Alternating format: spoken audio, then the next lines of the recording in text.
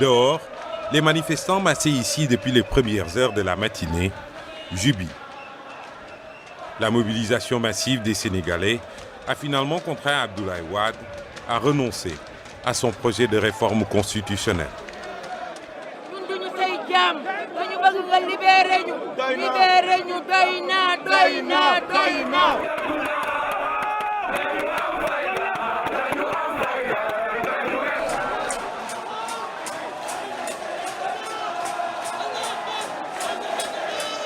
Pour Abdoulaye Wade, c'est sans aucun doute le début de la fin. Ce 23 juin 2011 signe l'arrêt de mort de son régime à 8 mois de l'élection présidentielle. Pour le Sénégal, une nouvelle étape vient d'être franchie dans sa longue quête de l'idéal démocratique.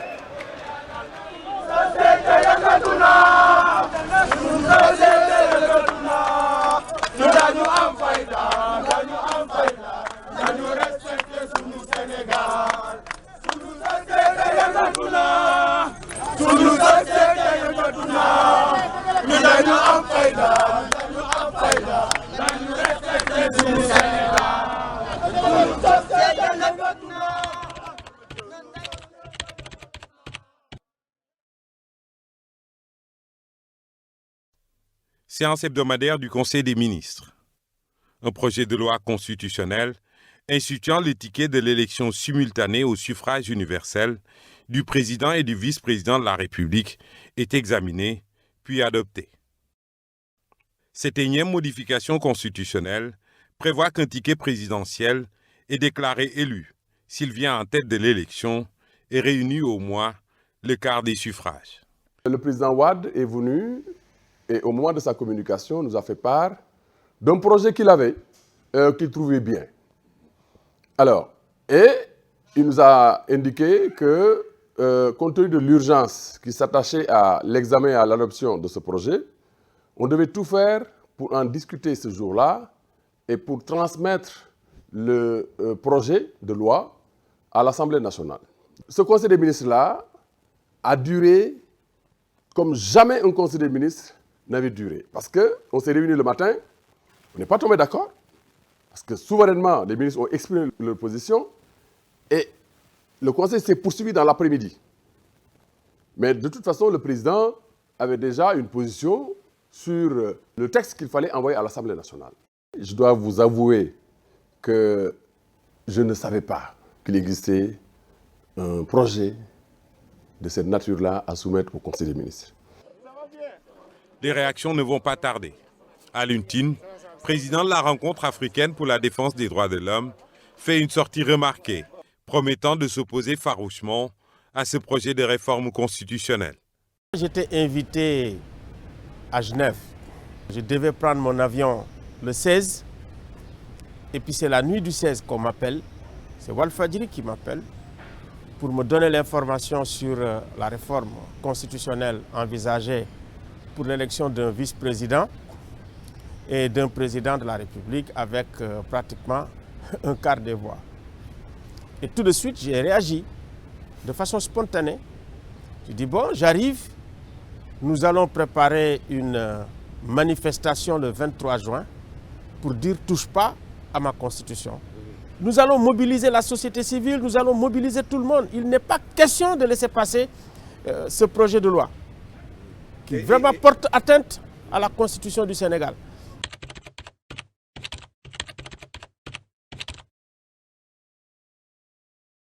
Les médias publient les communiqués et réactions des partis politiques qui condamnent à l'unisson le projet de loi.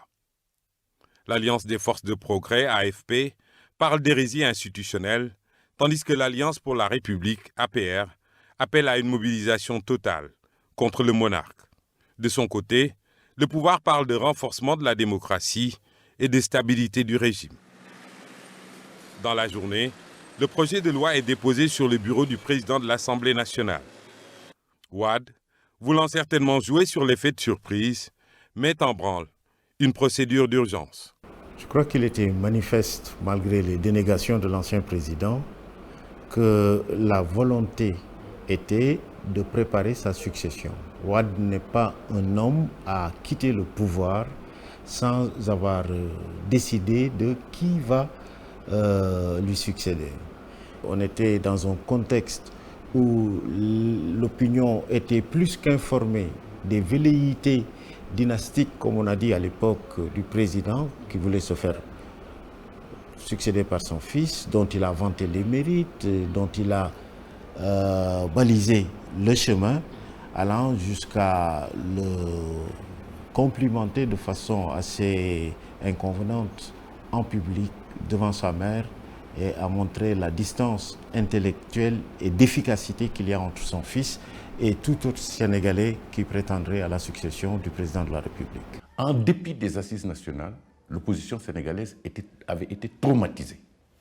Donc nous avions un hyper-président qui contrôlait l'Assemblée nationale, qui contrôlait toutes les institutions et une opposition à la limite incapable de mener un combat politique conséquent contre le régime en place. C'est certainement cet excès de confiance qui explique l'attitude du président Abdoulaye Wade et sa tentative de faire passer ce projet de loi.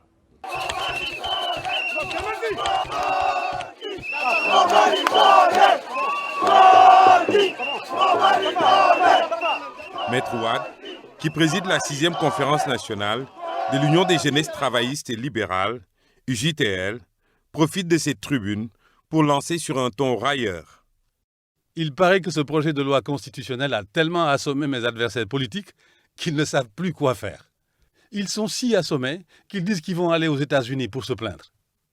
Ces gens-là ignorent qu'aux États-Unis, l'élection présidentielle est à un seul tour.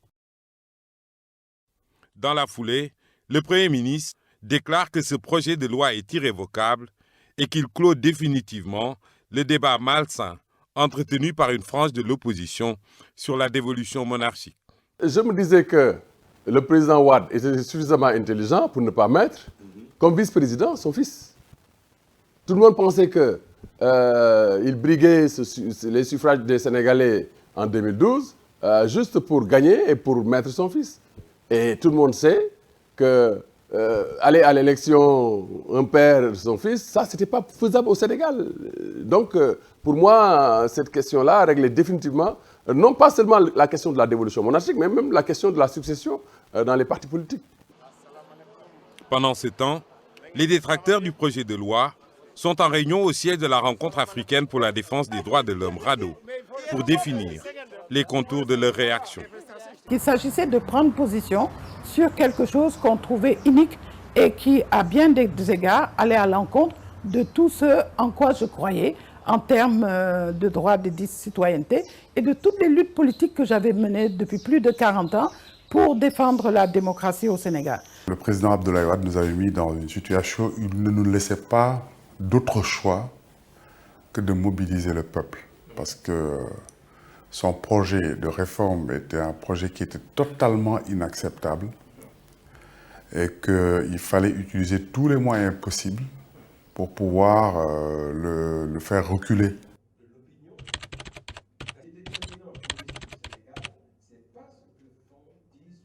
Dans les médias, l'opposition politique poursuit la levée de boucliers.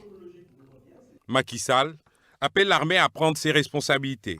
Cheikh Tidiane Gadio estime que la dévolution monarchique est entrée dans sa phase active, tandis que Abdoulaye Bathily promet une riposte dans les prochains jours.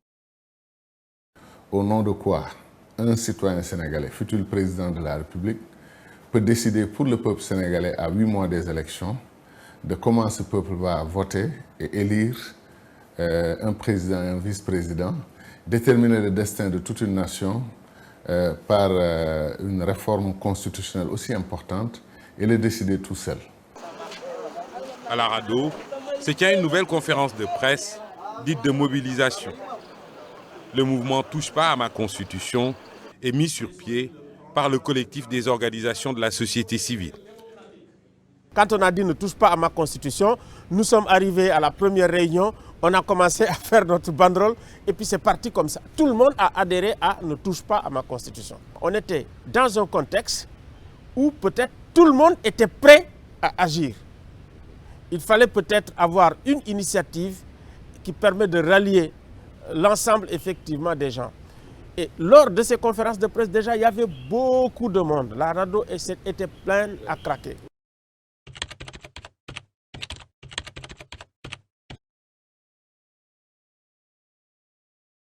Le collectif des organisations de la société civile va à la rencontre des partis d'opposition, membres de Benno Siggil Sénégal. Il faut quand même rendre hommage à la RADDHO sur ce plan, parce que c'est eux qui ont historiquement pris l'initiative de venir rencontrer la société, le Benno Siggil Sénégal. Il n'y a même pas eu de nécessité de faire un dialogue, ni de négocier. Il y a eu un mouvement concomitant et convergent dont les composants se sont retrouvés à l'idée de la manifestation. Donc c'est la société civile, en fait, qui a matérialisé l'idée par une résolution. La société civile aussi a exprimé très fortement cette volonté de s'opposer à ce qui était considéré comme une tentative de coup d'État.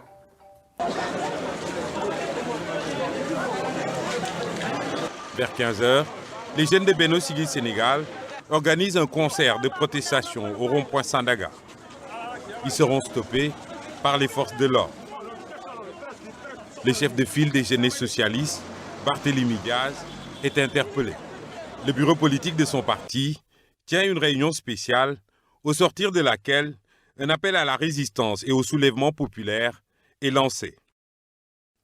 Tard dans la soirée, Barthélémy Diaz est libéré. Au même moment, au commissariat de Grand Yoff, dans la banlieue proche de Dakar, des jeunes de l'Alliance pour la République, arrêtés un peu plus tôt, suite à des manifestations, sont libérés en présence de responsables de leur parti. wax gi du na dindi projet de loi bi parce que forfaiture bi def na ko ba pare mu am mu bañ am wane na fi mu tollu askanu Sénégal na dem na fi jóge te bu ñu yàlla yóbboo suba ci réunion Benno Siggil Sénégal Alliance pour la République du proposer pétition du proposer délégation aux chancelleries li Alliance pour la République di proposer mooy tous ensemble devant le palais de la République pour dire Ablaye Wade ci biti. Cette journée mouvementée avait démarré avec la réunion à l'Assemblée de la conférence des présidents. Maître El Hadji Diouf, député de la majorité, y affiche son hostilité au projet de loi. Au sortir de la réunion, la date de la séance plénière est fixée au 23 juin. La commission des lois peut entamer son travail.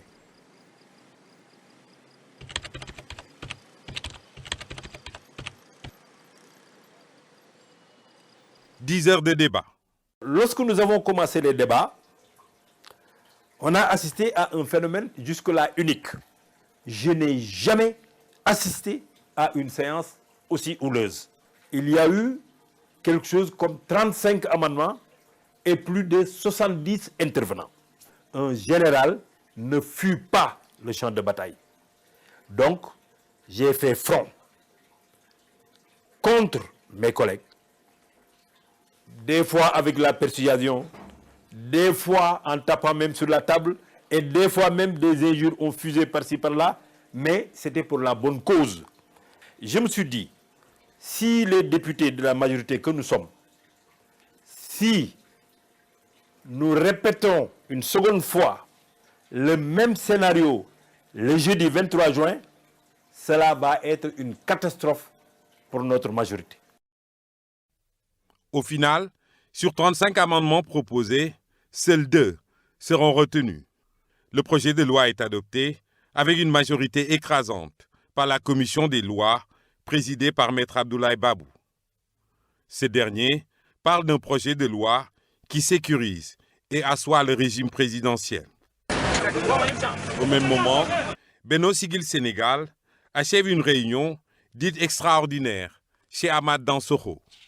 Une rencontre élargie pour l'occasion à de nombreuses personnalités de la société civile. Le Front national de lutte contre le ticket voit le jour. La décision a été prise que ce 23 juillet, à partir de 9h, toutes les forces vives de la nation se retrouvèrent à la place Soweto face à l'Assemblée nationale. J'en ai appelé à l'insurrection. Il n'y a plus d'autre solution. Nous n'avions plus de temps à perdre. Et à partir de ce moment-là, le mouvement s'est enclenché. Et je crois de tous les secteurs de l'opinion, cette indignation s'est transformée en volonté d'en découdre avec Abdoulaye Wade. C'était ça la réponse appropriée au défi lancé par Wade. Parce que Wade nous avait lancé un défi. En laissant passer aux gens que ça allait passer comme lettre à la poste et qu'ils pouvaient faire tout ce qu'ils voulaient. Il avait l'habitude de le faire avec la classe politique. Mais il avait mal compté avec l'implication de la société civile. Et il avait mal évalué l'impact et la force de la jonction qui allait être opérée. Tout en critiquant la société civile, le Premier ministre défend le projet de loi qu'il considère comme conforme aux aspirations du peuple et à la vision du moment de la majorité, non sans avoir rappelé le bicéphalisme Dia-Senghor qui avait provoqué les événements de 1962. Le ministre de la Communication, porte-parole du gouvernement, en rajoute une couche. Pendant ce temps, Benno Siggil Sénégal est dans la banlieue, à Guédiawaye, face à la presse, pour annoncer la révolte. Y en a marre, une organisation de jeunes, majoritairement issus du mouvement hip-hop, va jouer un rôle de premier plan dans la mobilisation. On a une fois assisté à des rassemblements qui se tenaient en un lieu ponctuel et ensuite facilement maîtrisable, en tout cas maîtrisé par les forces de l'ordre. On s'est dit une chose, si Y en a marre devrait sortir un jour, on devait être efficace sur plusieurs lieux en un moment. C'est-à-dire en un moment, il fallait savoir mobiliser sur plusieurs lieux.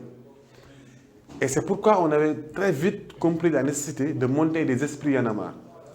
Les esprits Y en a marre qui sont un peu partout éparpillés, non seulement à Dakar, mais dans le pays. Du côté des alliés du régime, réunis dans la CAP 21, on fustige le fait d'être mis devant le fait accompli. On exprime son malaise. Certains demandent même le retrait du projet de loi. L'opposition, quant à elle, annonce la suspension de sa participation au comité de veille sur l'audit du fichier électoral. Le dialogue est complètement rompu entre pouvoir et opposition. Les chancelleries occidentales s'activent pour calmer le jeu. On a préparé une déclaration publique de l'Union européenne. Dans cette déclaration, nous avons assez clairement, je crois, exprimé nos problèmes avec le projet. Et c'était prononcé par le porte-parole de la haute représentante à Bruxelles, Lady Ashton, le 22 juin, donc un jour avant la décision dans le Parlement. Il y avait un rendez-vous avec le Premier ministre de plusieurs de nos collègues l'après-midi du 22. Ouais, c'était à l'initiative de la primature.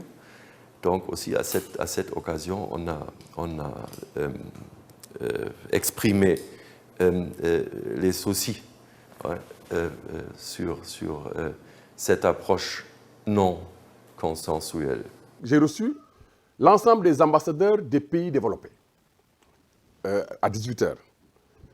On a discuté longuement, je leur ai exposé le projet et ils m'ont dit, tous à l'unanimité, les États-Unis, la France, l'Angleterre, le Canada, la Hollande, j'en oublie, tous m'ont dit, et l'Union européenne, m'ont dit que si ce projet-là était envoyé à l'Assemblée nationale tel quel, l'Europe, les États-Unis et les grandes puissances suspendaient leur coopération avec le Sénégal. J'ai appelé le président, je suis allé vers lui, on a discuté. Je lui ai dit que c'était assez risqué que nous nous mettions à dos ces puissances-là, qui étaient décidées à nous punir. Alors donc, le président m'a dit à ce moment-là, écoute, appelle maintenant le ministre de la Justice pour lui dire qu'il ne subsiste du ticket que le ticket lui-même.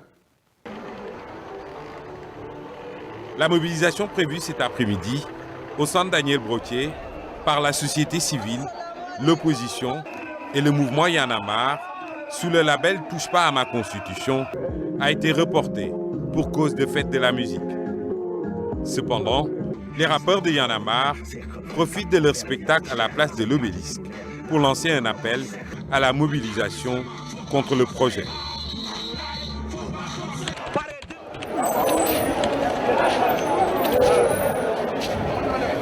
Dans l'après-midi, la société civile, Y en a marre et les leaders des partis politiques d'opposition se retrouvent au centre Daniel Brottier. La salle est bondée. Abdoulaye Wade nous a défiés.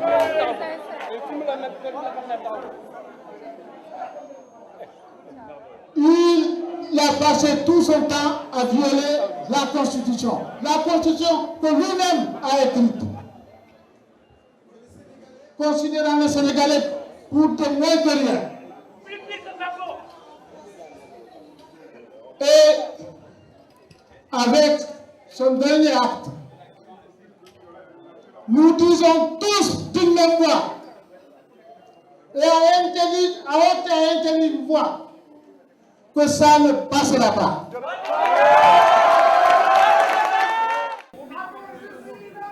25% sont pas allés. Mais le président de la République, est-ce que d'accord est-il?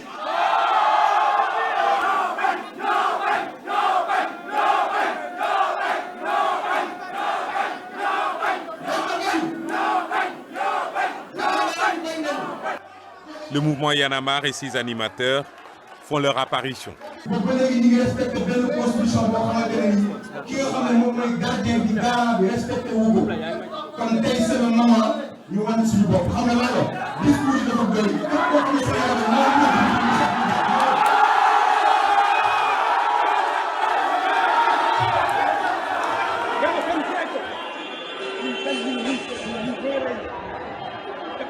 Y en a marre initie un sit-in sur la place de l'Indépendance.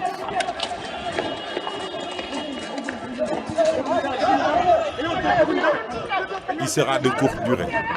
Plusieurs membres du mouvement vont faire l'objet d'une arrestation musclée. On ne fera pas. On ne fera pas.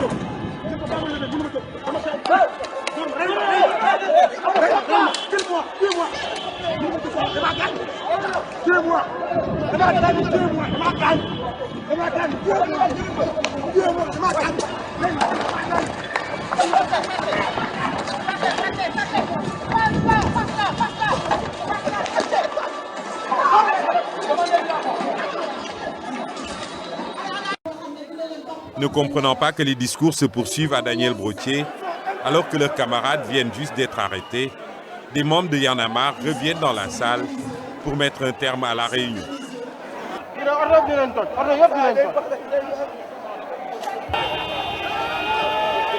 Dehors, l'affrontement entre forces de l'ordre et manifestants est inévitable.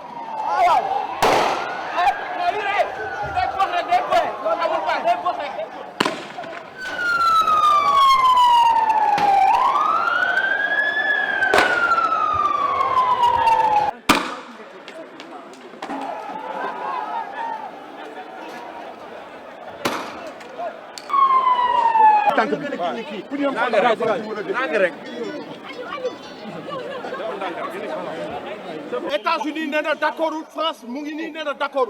Donc il ne faut pas que nous nous concentrions à l'Assemblée nationale, mais nous devons faire aussi. S'il vous plaît, ne nous pas nier pas demain.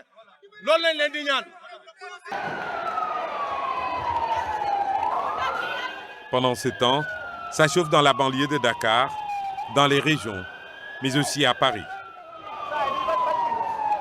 De la même manière que tout le monde se retrouvait au Sénégal dans le mouvement du 23 juin, les diasporas, dans la diaspora sénégalaise aussi, les diverses communautés de Sénégalais se sont retrouvés ensemble et ont joué un rôle extrêmement important.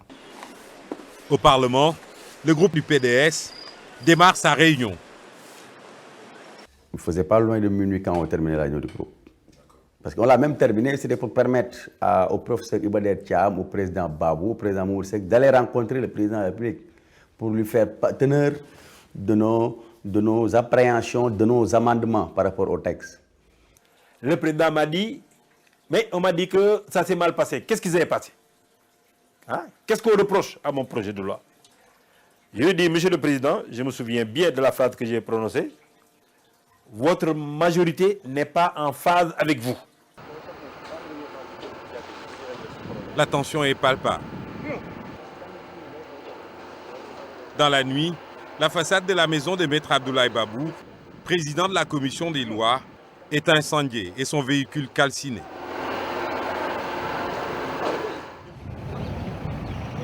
La journée du 23 juin promet d'être longue.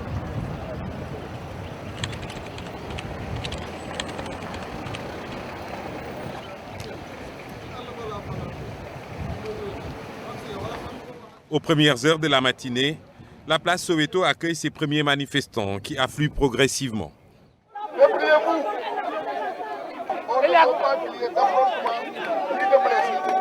On a dit et on a tiré au sort. Les gens qui sont pour, ils sont de ce côté. Les gens qui sont contre, personne n'est pour ce projet de loi.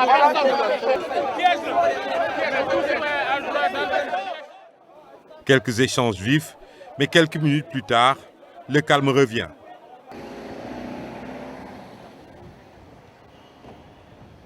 Mettez une barrière là, fermez ici. Voilà. Fermez.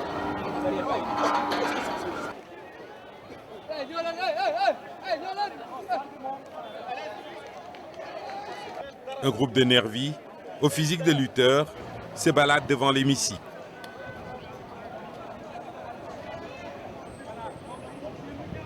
Les députés arrivent les uns après les autres. Beaucoup sont hués par la foule qui commence à grossir.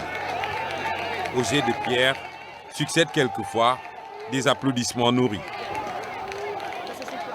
Un membre de Y en a marre lance un appel. Nos marabouts, nos chefs religieux, ils sont en train de cautionner ce qu'est en train de faire. Il est vrai que dans ce concert de réprobation, le silence de certaines autorités des différentes confréries est plus qu'assourdissant. Quelques instants plus tard, une masse de plus d'1 millier de jeunes s'ébranle de l'avenue Blaise Diagne pour converger vers la place Soweto. On n'a jamais vu autant de monde mobilisé. Ça veut dire avant même qu'on arrive, avant que les leaders n'arrivent, qu'on ne quitte la Rado pour partir justement au rond-point à l'Assemblée nationale. Mais c'était plein à craquer. Je vous assure, ce jour-là, moi j'ai regardé la situation. J'ai regardé la configuration de la foule. J'ai regardé le nombre de policiers. Si les gens voulaient prendre l'Assemblée nationale ce jour-là, ils pouvaient le faire. Wade n'a de considération que pour les hommes politiques organisés dans les partis politiques. Il n'avait pas la culture politique des mouvements sociaux, comprendre la portée des mouvements sociaux. Sa grille d'analyse, c'était que pensent les hommes politiques, que pensent les confréries religieuses, qu'est-ce qu'ils font, etc. Et ça, c'est l'une de ses plus grandes méprises. À l'intérieur de l'hémicycle, les députés entament les débats qui précèdent le vote. Dès l'ouverture des travaux, le gouvernement a présenté un amendement en disant qu'au lieu de 25%, on revient à la case départ. Ça veut dire majorité absolue au premier tour, sinon deuxième tour. Donc, presque, la loi était vidée de tout son sens. Mais est-ce que ceux qui étaient dehors, eux, savaient? Non.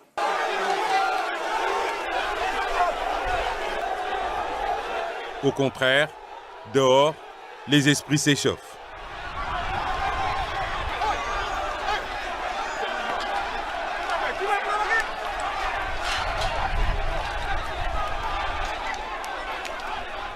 Une fois au pouvoir, il a montré des signes évidents qui allaient à l'encontre de la volonté populaire à l'encontre de l'approfondissement de la démocratie, et il en est arrivé à un point où il avait oublié que c'était le peuple qu'il avait élu, le peuple souverain. Je vais vous dire que ce jour-là, personne n'a mobilisé personne.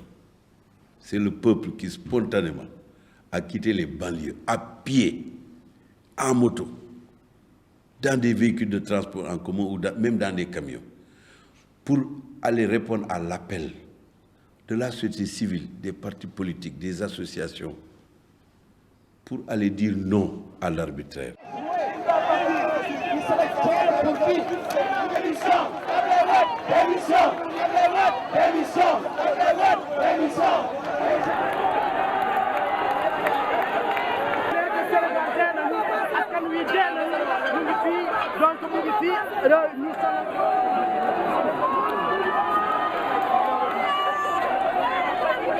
yéen ñëpp ñu ngi leen di xamal ne Abdoulaye Wade rey na démocratie Sénégal rendi ko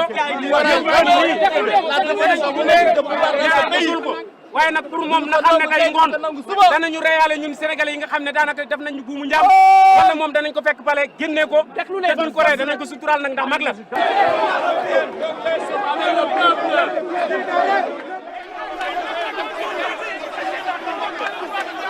La police tente tant bien que mal de maîtriser la foule.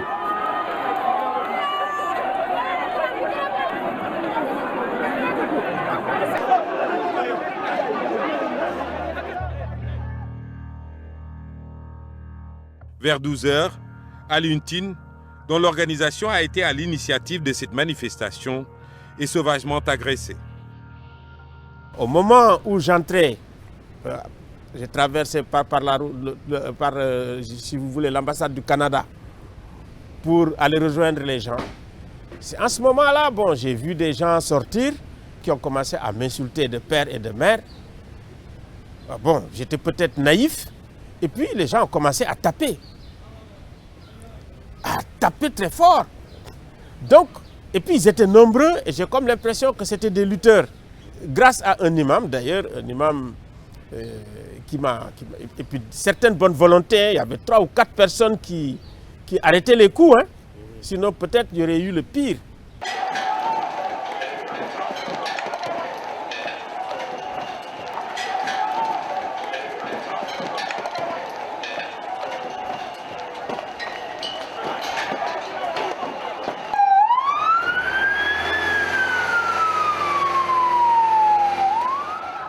C'est le début d'une véritable guérilla en plein cœur de Dakar. Elle va durer 2 heures.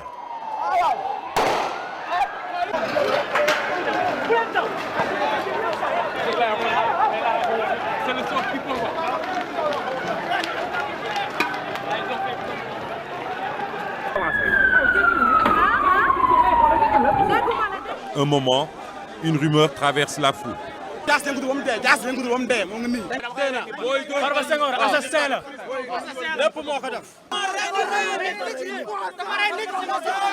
Un manifestant aurait été tué par les gardes du corps de Farba Senghor, un responsable du PDS.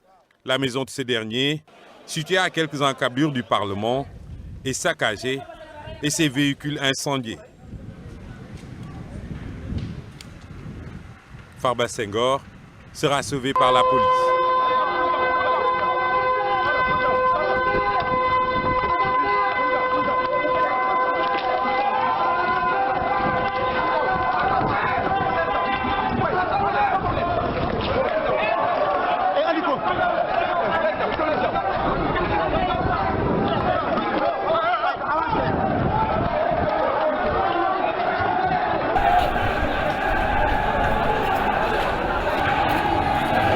Pendant ce temps, d'autres foyers de tension se multiplient à divers endroits de la ville.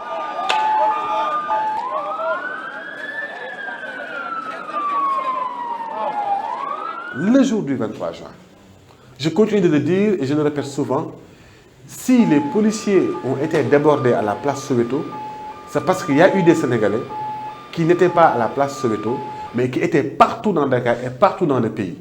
De sorte que ceux qui manifestaient devant la place Soweto ne puissent pas être débordés par les forces de l'ordre.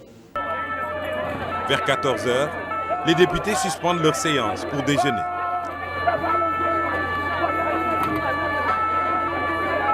Dehors, la tension est toujours vive.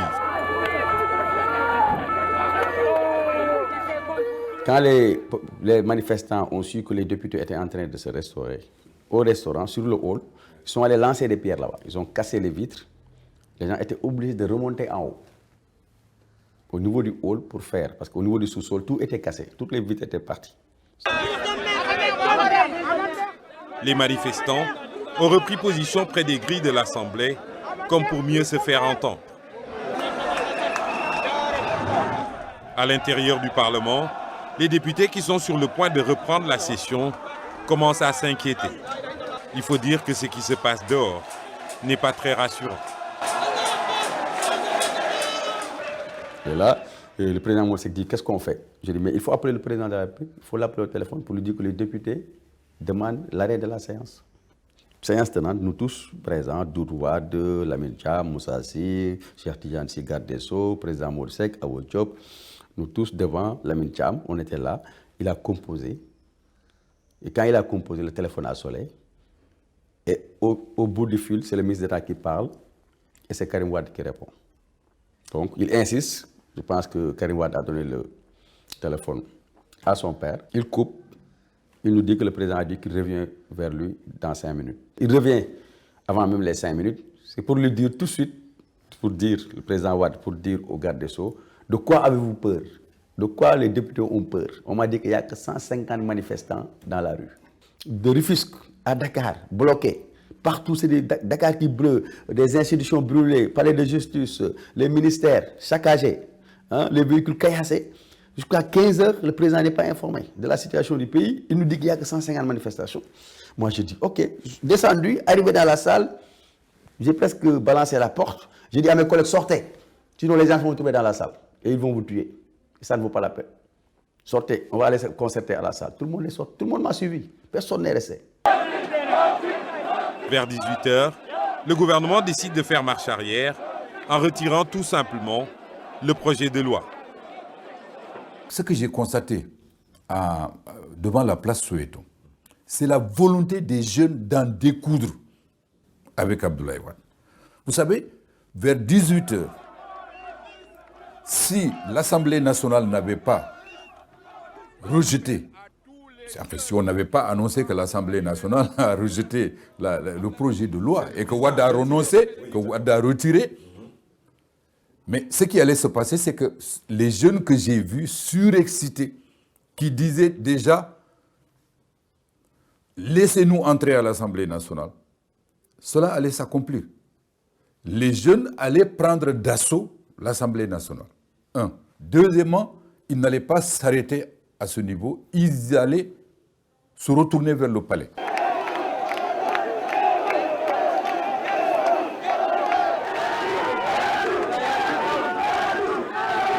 Les députés qui ont combattu le projet de loi sont portés en triomphe. Face à l'inacceptable, face à la volonté de museler le peuple est sorti pour montrer que la souveraineté lui appartient. Le combat ne fait que commencer. Ce qui nous importe, ce n'était pas que la loi soit retirée ou rejetée. Ce qui nous importe, ce n'était pas que la loi soit votée. Ce qui nous importe et qui nous importe encore, c'est qu'Abdoulaye Wade quitte le Sénégal et c'est à ça que nous travaillons.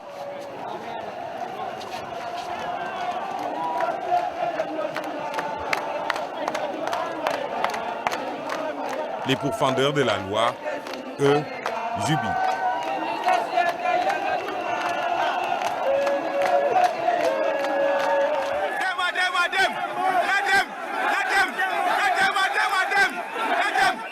On ne peut pas insulter l'intelligence d'un peuple. Ceux qui disaient que oui, de toute façon, les Sénégalais sont mous, les Sénégalais ne sortiront jamais, ils se sont rendus compte que les Sénégalais sont capables de se mobiliser quand l'essentiel est menacé. C'est une rupture. Je pense que les peuples aussi en arrivent à force d'accumuler à un moment où, comme on dit, ils n'en peuvent plus. Et Wade avait été trompé par cette soumission réelle de la classe politique, de sa majorité parlementaire et la passivité de l'opinion devant ces initiatives, y compris les plus extravagantes.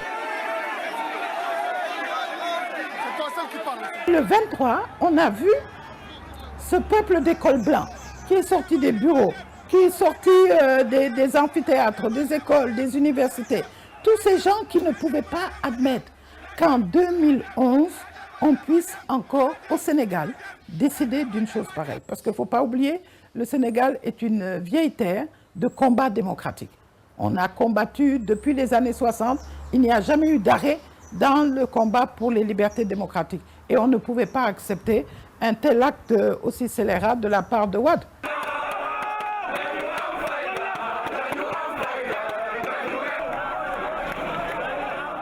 À partir du 23 juin, les Sénégalais ont envoyé un signal fort à toute la classe politique en disant que c'est fini.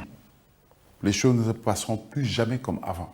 C'est-à-dire cette suffisance des politiques, cette suffisance des dirigeants, leur arrogance, l'idée qu'ils se font, qu'ils peuvent tout se permettre. Les Sénégalais ils disent non. Comment le régime a pu être aussi fortement démémorisé? Au bout de 10 ans, ils avaient effacé de leur mémoire toutes les luttes qui ont mené au 19 mars 2000. Certainement qu'ils ont cru que c'était eux les démiurges de cette réalité et qu'ils n'ont pas vu que c'est en préparation dans la société sénégalaise depuis les événements de 68 et que c'est le résultat de ces luttes-là qui ont permis le 19 mars 2000. Et en l'espace d'une décennie, ils avaient complètement oublié tout ce processus en estimant que ça relevait de la personnalité d'un individu, qui devenait, comme ils disaient à l'époque les adeptes du pouvoir, que c'était la seule constante. Et que le peuple sénégalais a montré avec les événements du 23 juin qu'il n'y avait de constante que lui-même, que tous les autres étaient des variables. Si on ne réforme pas le régime actuel, qui date de Senghor, qui n'a pas changé, avec un hyper-présidentialisme très fort, et puis si effectivement également nous ne travaillons pas à un leadership politique fort, conscient, légitime, mais on n'est jamais à l'abri, franchement, des régressions que nous avons vécues.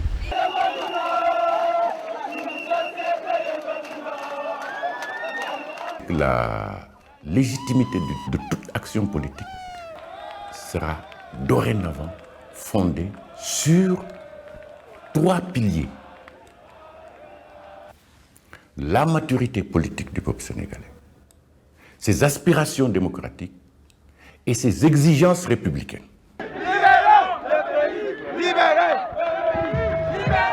Ce rassemblement du 23 juin marque sans conteste un nouveau palier dans la longue marche du combat démocratique au Sénégal. Il va donner naissance au mouvement du 23 juin, le M23, qui jouera un rôle décisif dans la chute du régime d'Abdoulaye Wade.